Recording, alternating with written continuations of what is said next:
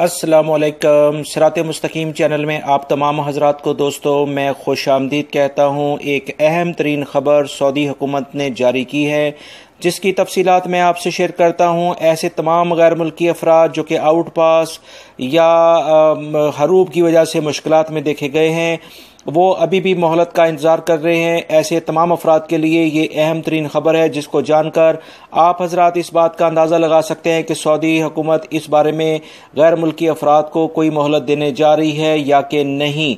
तफसीलात इसकी मैं आपसे शेयर करता हूं। अगर आपने मेरे चैनल सिरात मुस्तकीम को सब्सक्राइब नहीं किया है तो प्लीज़ उसको सब्सक्राइब कर लें, बेल बटन लाजमी प्रेस कर लीजिएगा ताकि जैसे मैं कोई वीडियो अपलोड करूंगा फौरी तौर पर आपको मिल सकेगी।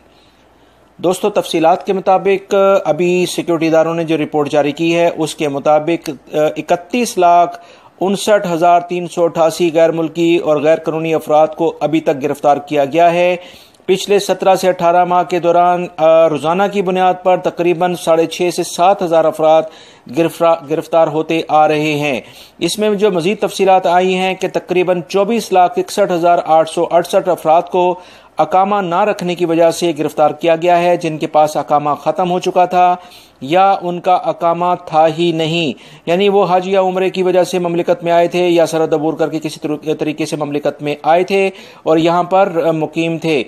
इस सिलसिले में मज़ीद जो तफसीलात आई हैं कि 2,98,000 के करीब ऐसे अफराद को गिरफ्तार किया गया है कि जो सरहद अबूर करके ममलिकत में दाखिल हुए थे और 5 लाख के करीब ऐसे अफराद गिरफ्तार हुए हैं जो कि अपने कफील कंपनी में काम ना करने की वजह से पकड़े गए हैं या उनका प्रोफेशन कुछ और था, मैनी कुछ और था और वो अपने अकामे से हट कर कहीं काम कर रहे थे।